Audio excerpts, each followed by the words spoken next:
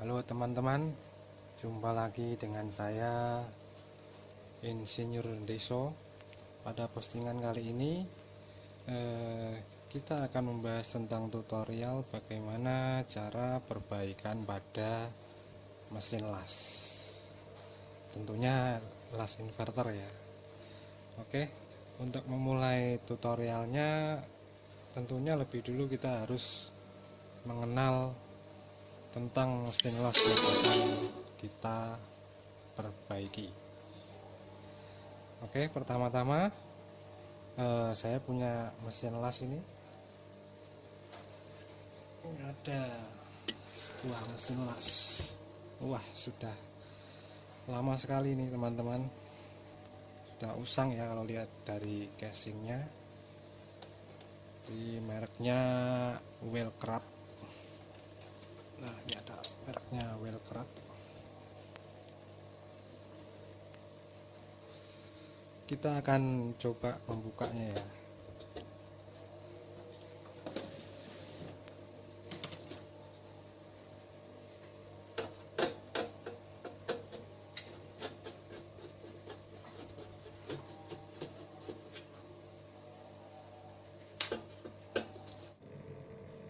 Ya, inilah dalemannya. Masih bagian atas ada terdiri dari ini.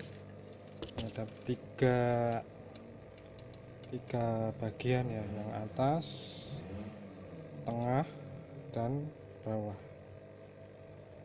Jadi yang bawah ini power supply, kemudian yang atas ini ada PWM, ada driver, ada MOSFET. Kalau yang tengah ini nanti ada trafo sama dioda ultrafast. Oke, saya jelaskan satu-satu ya. Jadi harus dibongkar dulu nih yang dari bawah dulu, kita coba untuk menjelaskan. Ya, seperti inilah dalemannya untuk mesin las yang kali ini kita bongkar. Coba lihat dulu ya.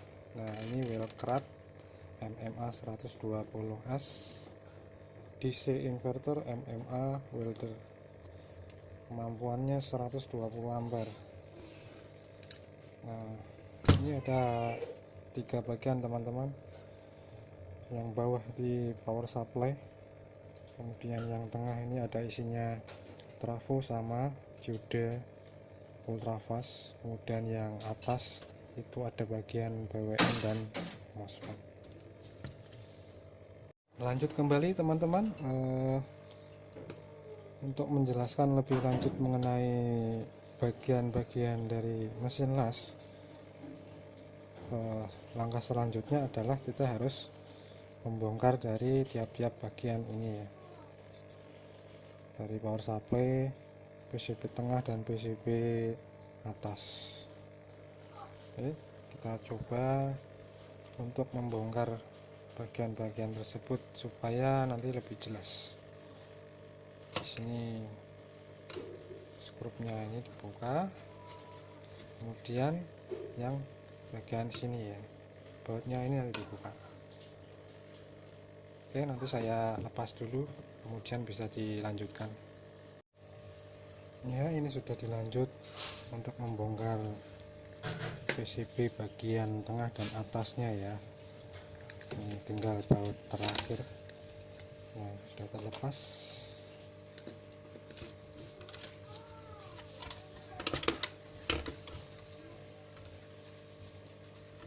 Kabelnya kita lepas.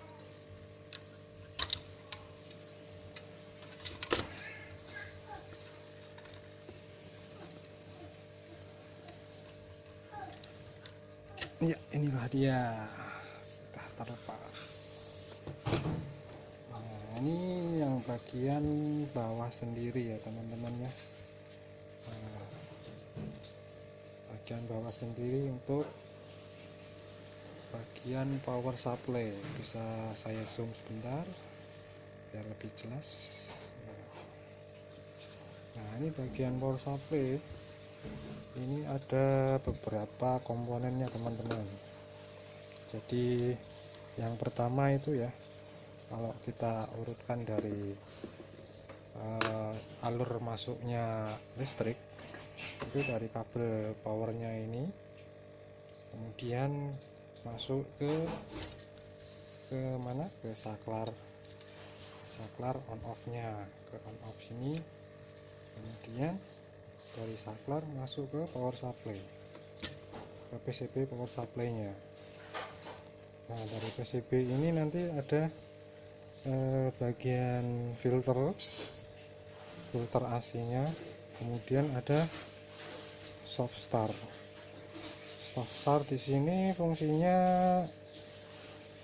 agar tidak terjadi trip pada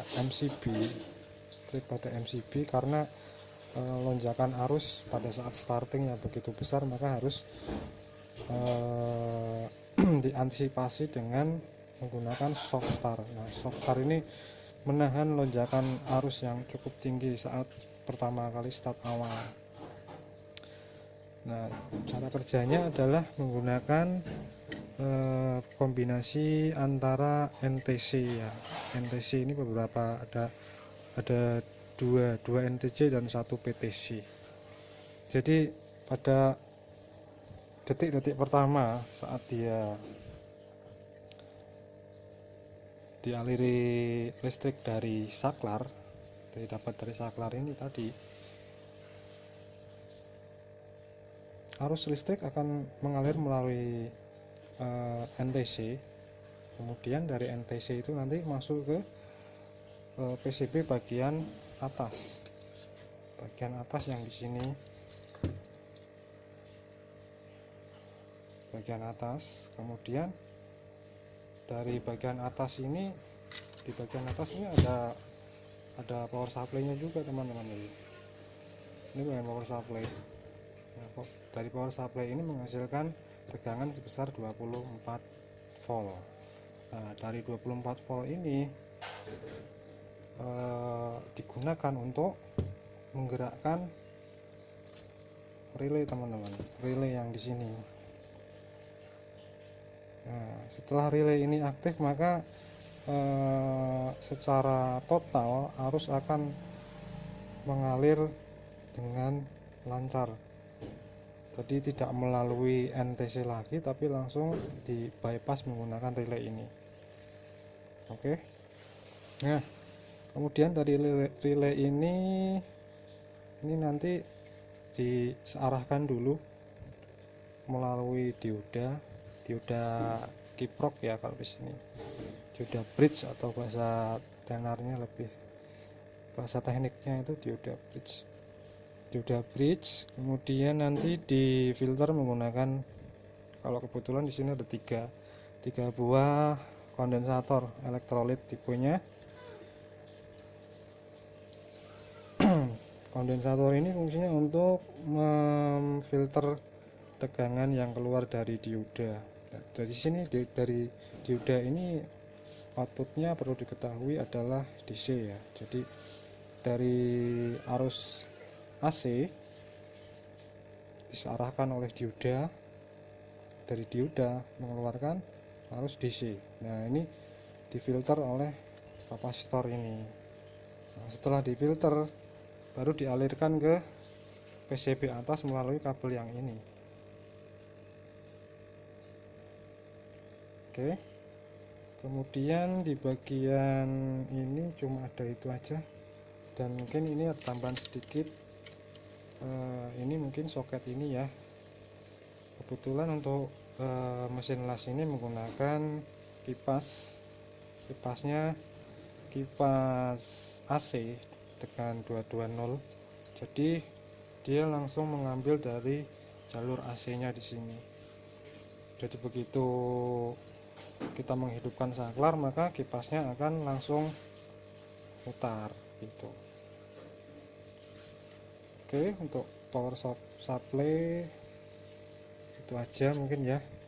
Kita lanjut ke PCB bagian atas. Oke, selanjutnya untuk PCB bagian atas ini ya, sudah saya perlihatkan di sini. Mungkin kita zoom sebentar biar lebih jelas. Nah, jadi untuk yang bagian atas tadi dari bawah power supply-nya sudah mengeluarkan tegangan DC sebesar 300 volt atau sampai 350, nanti masuknya ke soket ini ya. Kemudian dari soket ini nanti di filter dulu, ada filternya induktor ini, kemudian masuk ke rangkaian power supply switching. Power supply switching di sini. Biasanya outputnya dari power supply switching ini sekitar 24 volt tadi ya. Dari ini keluarannya tadi yang masuk ke PCB bagian bawah. Nah, switching ini juga untuk mensuplai rangkaian-rangkaian berikutnya sebagai power supply-nya. Ada di sini bisa kita lihat ada PCB kecil di sini. PCB ini adalah PCB untuk penghasil sinyal PWM. Ini perlu diketahui, PWM itu pulse wave modulation ya. Jadi menghasilkan pulsa yang nantinya pulsa itu akan digunakan untuk mengendalikan MOSFET. Ini rangkaiannya. Nah, rangkaian ini inputannya itu ada berapa ya? Ini ada berarti satu. Ini ada potensiometer teman-teman. Potensiometer di sini itu yang sering kita putar untuk menentukan arus keluaran dari mesin las tersebut ya. Jadi kita misal mau ngelas berapa ampere nih, nah kita putar potensio itu, nanti masuknya ke sini. Nah, ke sini dan diproses oleh rangkaian ini. Semakin besar putarannya, maka nanti pulsanya itu semakin tinggi. Oke. Kemudian yang inputan kedua itu ada apa namanya ini, sensor, temperatur sensor teman-teman. Jadi temperatur sensor ini untuk sebagai sistem proteksi ya, proteksi dari temperatur yang berlebihan.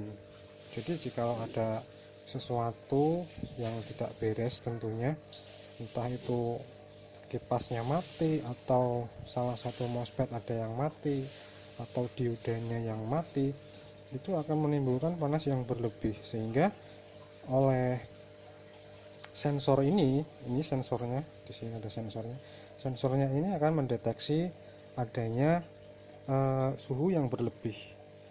Nah, sensor ini nanti masuk juga ke sini teman-teman, ke tadi soket ini ya. Nah, masuknya ke sini ya, masuk ke sini nanti rangkaian ini akan tahu. Jadi begitu saat ada suhu berlebih, sensor berfungsi, maka otomatis PWM nya itu, pulsanya itu akan di stop, sehingga kalau bahasa lebih familiarnya itu bahasanya protect gitu ya, sehingga nanti pulsanya di stop, maka MOSFET nya itu akan off semua. Jadi untuk menghindari kerusakan yang lebih besar gitu. Lanjut lagi untuk input berikutnya adalah ini teman-teman, ada soket untuk dari PCB tengah ini ya, PCB tengah di sini. Ini kabelnya masuk ke sini. Nah, ini ke sini. Ini ada kabel feedback. Jadi rangkaian ini juga mendeteksi sinyal feedback dari output mesin las.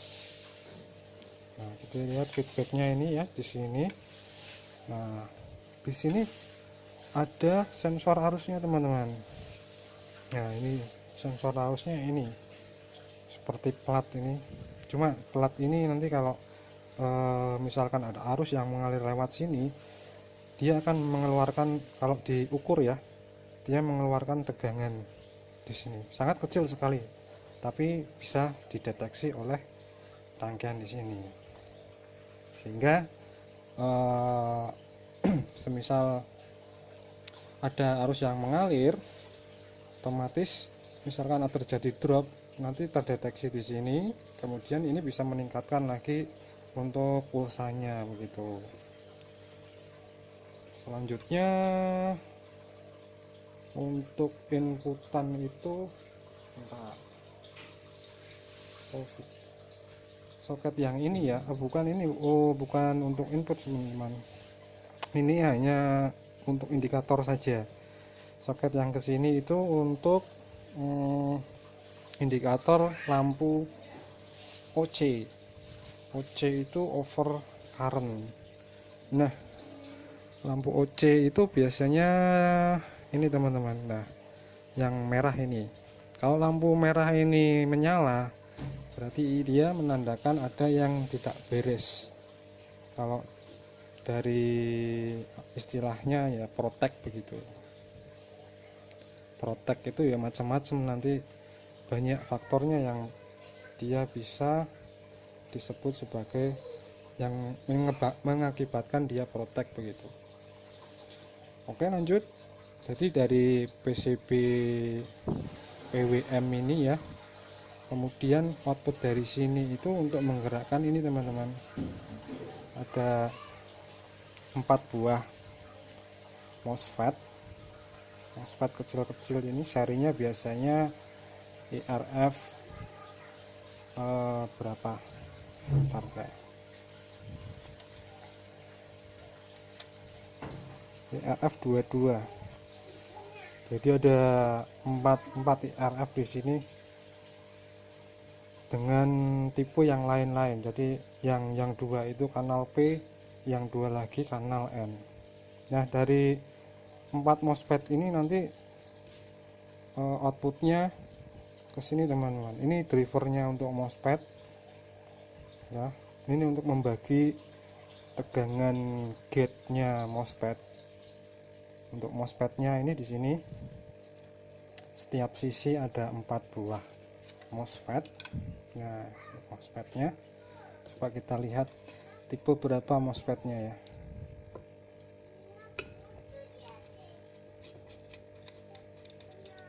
Nah, ini MOSFET-nya tipenya ini teman-teman, TTK 2698 buatan Toshiba ya.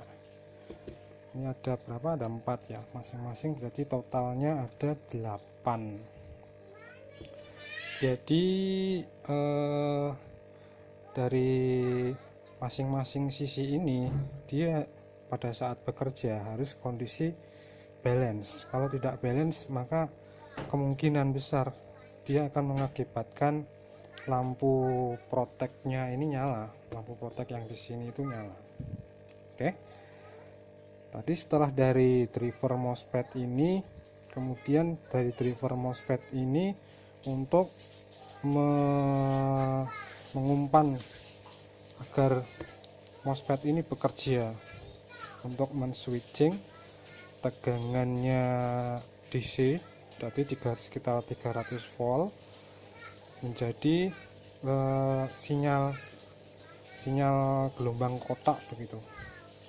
Nah, gelombang kotaknya itu nanti outputnya dengan frekuensi tertentu ya, tentunya nanti dikopling sama kapasitor 2 ini ya, kapasitor 2 dikopling, kemudian disalurkan ke trafo teman-teman. Trafonya ada di bagian tengah sini.